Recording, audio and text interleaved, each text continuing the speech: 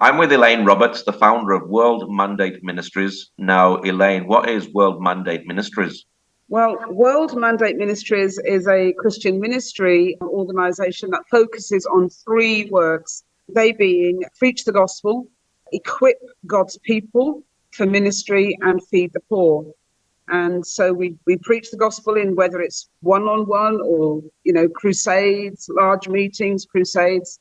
We equip God's people through our Bible school, Every Nation Bible School UK, which is based in Northampton, England. And we feed the poor. We enable people and empower people to come out of, their marginalized and difficult situation, whether through financial help or whether through practical help. So because we believe the gospel is about the whole person and not merely being saved and coming to Jesus, while that is important. So they're the three prongs of our ministry. Preach the gospel, equip the saints, feed the poor. Now, you were in Northampton, but now you're in Jamaica. Did you feel the Lord call you to Jamaica? Well, the reason we're in Jamaica is my mother is still alive. Both my parents are Jamaican. My father, he passed some 30 years ago now. My mother is still alive. And I felt, God put it on my heart to be here with her in her older years, as she got older. Thankfully, she's physically strong, she's physically well, but she's not always going to remain that way. And the Lord put it on my heart and my husband's heart, interestingly enough, that we should both be here to serve her in her later days. And so with that, I shared this with the ministry and my trustees and my staff. And, from their perspective, they were sad to lose me, but they understood the call to come and be here with my mum and take care of her. So, yeah, God did call us to Jamaica. And in that time, we were getting ready and being prepared, because it wasn't like, this did not happen in overnight, let's go to Jamaica, look after mum, and then the next week. So this was a long journey in process. And so in that time, we were praying that God would open up opportunities for us out here. I'm not ready to retire. I've still got plenty of years left to serve and to do things. And so God has opened up opportunities out here for us to be able to serve. So we do see it as an extension and an enlargement of what God is doing in the ministry in the UK. So we did not feel that we've got an amazing team of workers, volunteers and staff who are fantastic. And it's because of that we were able to come, because we built with succession in mind. And we didn't feel it was right to close the ministry just because, I wasn't going to be in the UK or Peter and I weren't going to be in the UK. And so that the Bible school is thriving. And so because we built with succession in mind, we have a fantastic team that are leading the ministry. And I'm doing a lot in supportive, but in some ways I don't actually run the ministry now. They run the ministry, but I am here as background help to support. But we're also establishing work for the ministry here in Jamaica. So you're there in Jamaica, and just recently, Hurricane Beryl caused havoc in your life. Tell us about what happened. Well, yeah, this is hurricane season. So from the 30th of June to the 30th of November is officially the hurricane season over the whole Caribbean, stretching from Africa to Central America. And from the beginning of this year, they knew there were going to be extra hurricanes because the weather system out here had changed early. And they said, we know there will be more hurricanes. So end of June approaches and they see this massive system building. And the anticipation was that it would be a very small, wind hurricane, maybe a category 2, and it would go past the south of the island. So we actually live on the south. We live on the south coast. We live on the coast, actually. And so we're told to prepare. They said, our Prime Minister, he said, pray for the best, but expect the worst. He said, prepare for the worst, because that's what you have to do. In England, they say, put an umbrella, take an umbrella. Here, we have to batten down awnings, tie everything down, remove anything that is mobile on the ground, any pot plant, anything that can move, get rid of it, move it into a safe location. So that's how we prepared. We did everything that we knew. We did everything that locals advised us to do. And then the hurricane came, and we knew when it hit the island, because these things travel for weeks before they hit the country. Mm. And it hit the island about 1 o'clock Wednesday afternoon, on the Wednesday afternoon. And then we were sitting out on our big balcony watching the trees sway in the wind, and the wind getting fiercer and fiercer. And it got so fierce we had to move inside. And then suddenly, within seconds, the wind speeded up from being something like 40 miles an hour to like 100 miles an hour. And we just Wow. said, whoa, we got to get in the house now. And then we're in the house, and then the wind speed, it's about 150 miles an hour. Never seen anything like it. You cannot see anything outside because it's all white with the rain. Everything is white. The trees are bent right down low now. They are like, 45 degrees right on the ground. And then we stood in our kitchen, and we just heard like a jet take off from our house. And I thought, looked up, and then rip, rip, rip. The roof just went in one big movement. Wow. And I just shouted, no! At the top of my voice, like that could stop the roof leaving. But then the house just turned into a sieve. And to be honest, Paul, I just started to sing that song, Our God is an Awesome God. He reigns in heaven above with wisdom, truth, power, and love. Our God is an awesome God. I said, God, you are awesome. And you don't stop being awesome because this has happened. You are still God. You are still on the throne. And I still love you. And you're still my Father. And I said, Peter, it's rescue now. So we just had to run around, get our passports, get our Bibles, get our anything that was of any, I'm talking paperwork, any important document we just had to get together. And we put them in bags, in more bags, in more bags. We couldn't leave the house. There's 150-mile-an-hour wind blowing outside. Mm. So we had to stand in the house just getting drenched by the rainwater coming in. And I said, we've seen films like this, And Peter, he's a very weather person. And he's looking outside, and he says, I'm just going to see. By now, the garage door had blown in and snapped in two, and it was about 4 foot high. And he says, I don't know how I'm going to get over that garage door because it looked like it had jammed fast in the hole where it was once situated. And so he went out and he came back and he said a telegraph pole had smashed through the garage window, smashed the car window. The car is now full of glass and full of water. So, but we have to leave the house. We can't stay in the house. So we just perch into a corner and wait and wait. And we stood there for about 2 hours. And now it's dark, so there's no daylight. And then he ran across, he took towels over to the car, run back. And then he said, only come when I call you. He said, I'll call you when it's time. So I'm just standing there, soaked to the skin with a little bag of, essentials. And he said, now, run now. So I run across and I'm trying to climb this broken door, and I'm praying. I'm saying, God, please don't let anything hit me because there's debris flying everywhere. Mm. And I'm just thought, no, don't let anything hit my head. Don't let anything hit me, because anything hit you at that speed, it's over. You're over, And so eventually I climbed in and, drenched, got in the car, and we just had to sit there. So we get in the car, maybe this is now by 6 o'clock that evening or 6:30 that evening. And we just sit and wait and listen to the howling wind. I've never heard a noise like it. It's like a screaming banshee howling the whole night. Every minute was like a year. Mm. And then we're just sitting there waiting, hoping nothing flies in, because now we're sitting in an exposed garage, hoping that nothing flies in. And, Peter, my husband, tried to sleep but couldn't. I had my eyes open the whole night.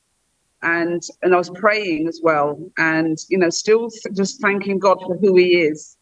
But one of the prayers I did pray, and I do remember this very clearly because I know he answered it immediately. Of course, we prayed that nothing would happen to our house, but, something did. That doesn't mean God didn't answer our prayer. He just answered it in a different way. But I sat in the car and I just said, Lord, just give me your peace. Just give me your peace. Because this wind I've never heard anything like it. It's screaming wind. It's not howling, it's screaming. And the rain is just pouring in through the broken glass. And I'm just, give me your peace, Lord, give me your peace. And Paul, it is as though he stood in front of me and he took all the terror and all the fear and all the trauma of that event, because I have not been traumatized by what happened. I was not afraid. I was not afraid of what was happening. I knew what was happening. I could see it, could see it and feel it. And I was a part of it, but I was not, I can honestly say I was not afraid. I was not traumatized. I was not scared. I was, having a horrible experience, but I knew that God was with me. And for me, that was the most important thing in all of that, that God was with us and he kept us and he protected us. The only people that died were people that were outside their homes that night. There was a record, I think, it's not many people, maybe 3 or 4, but I think it was about 3. And people talk about a fourth one, but they were all outside their properties. They went out to check that this was okay, and it cost them their lives, very sadly. Wow. And, so for me, the most important thing was I know that God was with us. He was with us before, he was with us in the storm, and he's with us after the storm. What were your thoughts after the storm had passed and everything was quiet and calm again?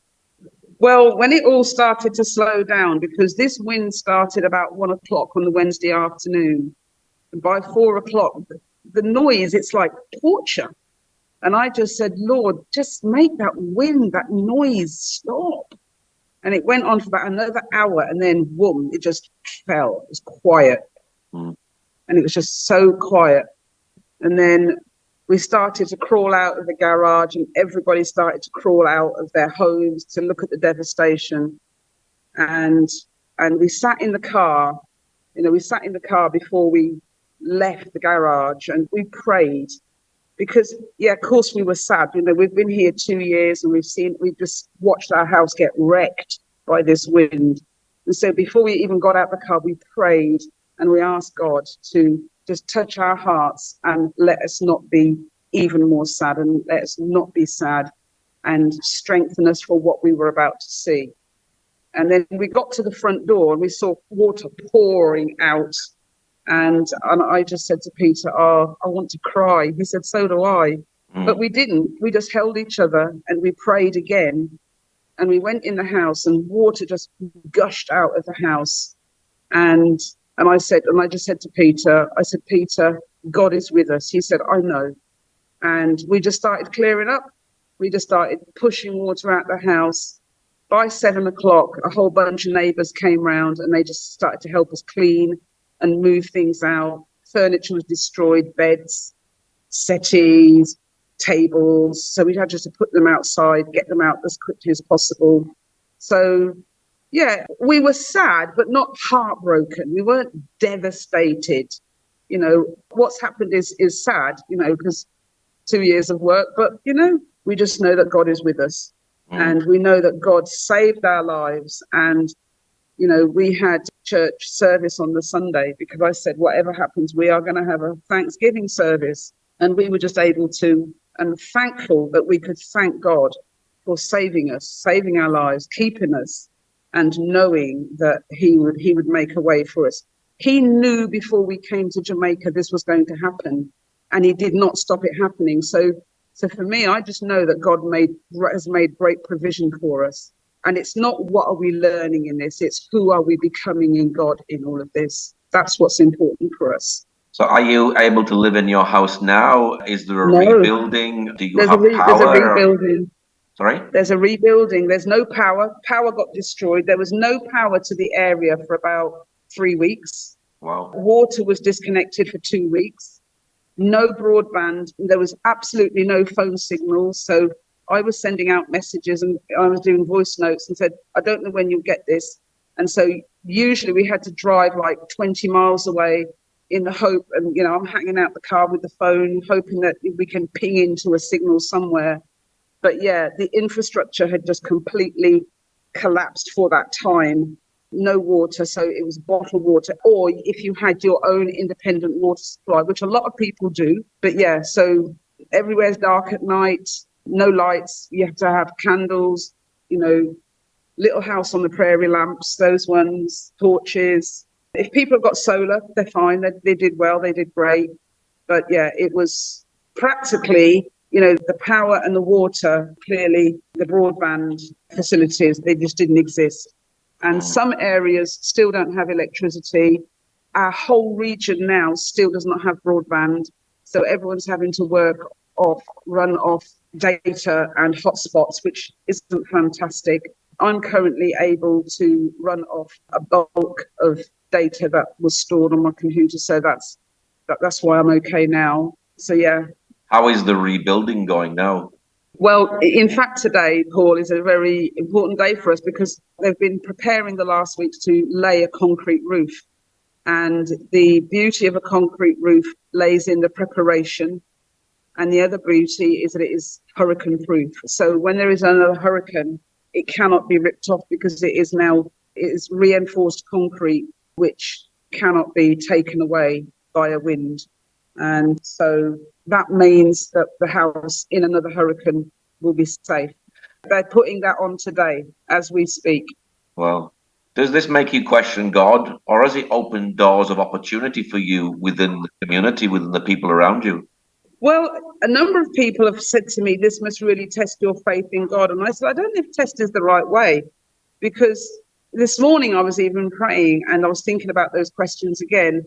And what I have said to people, no, it hasn't tested my faith, and it hasn't loosened or weakened my faith in God. It's actually increased it because of the miracles that we've seen God do, in our midst. I've seen more miracles in 9 weeks than I have in probably 9 years. Just every single day, God does something. And I just think, God, you're amazing in the way he's gone ahead, in the way he's provided, in the way that he's linked us with the right people, even the way the builders that are on our house now, even that was a divine setup by the Lord. Absolutely amazing how that happened. And so for me, far from weakening my faith in God, I was talking to somebody last night and I said, if you ask me now, do I believe in God? The answer is no. Do I trust in God? The answer is no. I'm going to tell you, I know God. I know him at a deeper level than I've ever known him. I know who he is. I know I knew all this before. I'd seen him do things before. I'd seen him do miracles before. I'd seen him open deaf ears and heal and do the most tremendous things. This is at a different level. And I just know everything, every day. I say, God, this day is yours. This day is yours. You lead, you guide. And whatever you are doing, whatever you are blessing, please ensure that I'm in on it. And I am. And we are. And we just see God triumph for us every day. And 3 people, all separate, 2 people here in Jamaica and a very good friend in England contacted me and said, Elaine, I believe what you're going through is a Job experience. And when I first read that text, I thought it said job. And I thought, job? What's our job in this? And I felt God say to encourage people to trust me. Whatever happens, to encourage people. That's your job. Encourage people to trust me. And then I read it again, and then I read it was Job. And my friend Pauline said, Elaine, you have, in this devastating situation, which has just been a catastrophe, you have trusted God to a level that is amazing and been an inspiration to me. So I believe God is really going to use this and grant you a testimony out of it. And I'm happy with that. For me, God is getting so much glory. God is getting glory out of this. People have said to me, you must be so traumatized. I say, I'm not. And they want to know why. And I preached 2 Sundays after the hurricane. I preached a message about hurricanes, but also about this hurricane season, about what it's done here locally, but also what it's done in our lives. And so for me, it's caused me to know God in a deeper way, love God even more if that's possible. We've just seen God's blessing, that we've been helped, we've been strengthened, we've been supported. I've often said I've got nothing to complain about. You know, what's the point of having a roof but not having a life? You know, Mm. I'd rather be alive than have a roof because you can always replace the roof. And so, yeah, Paul, the answer is, has it affected my faith? It has, in the way that I have grown and I see God and I know Him. I know Him. Wow. How has Yeah. World Mandate Ministries been helping those that have been affected? Well, it's been amazing too what's been happening because we have been able to. There's a lot of people don't have the resources to be insured. A lot of people don't have the resources, certainly, to put a new roof on.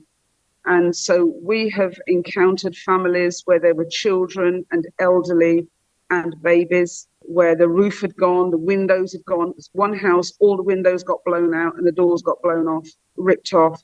And so we were able, World Mandate Ministries was able to put new windows in, put new doors on. The children's beds all got soaked. So we've been able to buy them new beds out of our compassion project that runs in World Mandate Ministries.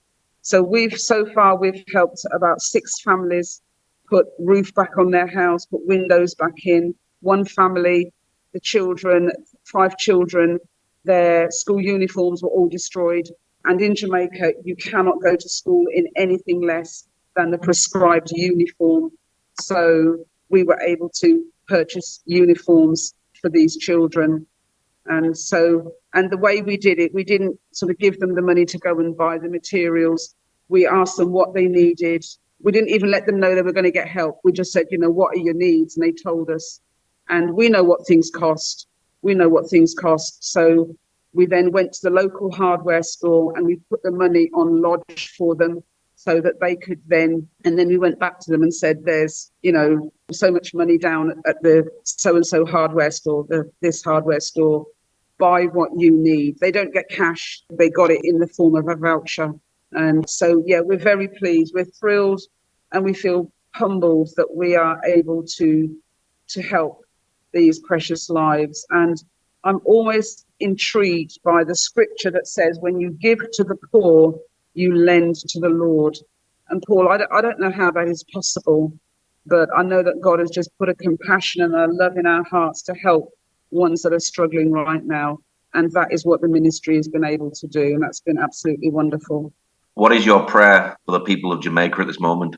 My prayer for the people of Jamaica is that they would, if for each person and their unique situations, would be to ask God what He is saying to them through this time of trial and return to the Lord. That would be my prayer, because, it didn't hit the whole island. It was the east and the south coast and our region, the region of St. Elizabeth. It actually got the worst. It bore the brunt of the hurricane. It was the worst. In our region alone, over 350 telegraph poles were absolutely destroyed, and literally thousands of miles of cabling and wires. And that's why it's taken so long. The public services have been working flat out to get power restored. They've just worked around the clock. So, yeah, what is God saying to you, and what is your response to Him? What are you going to do with Jesus as a result of this storm in your life? That people would just draw closer to God. Some of the people that we have helped, we help them out of compassion. We help them out of love and compassion for their plight and their situation. But out of that, some of them said, I know this is God helping me.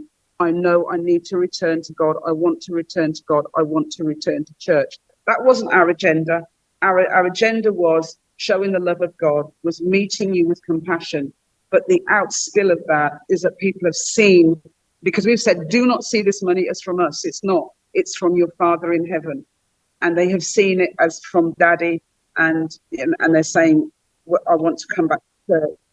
What is your website or your Facebook page for people who'd like to know more about the work that you do and perhaps even want to help? Okay, well, people will find me on Facebook, but also if you want to know more, certainly about our Bible school, Every Nation Bible School. So I will give you 2 website addresses. Okay, so the first one is for World Mandate Ministries, and that is www.godsmandates. That's God as in heaven in the sky, GOD, S for Sierra, and the word mandate.org. And the other website for the Bible School is www.enbs.co.uk.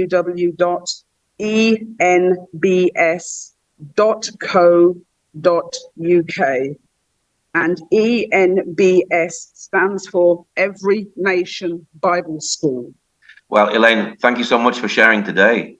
Well, thank you, Paul, for asking me to share. It's been my privilege. It really has.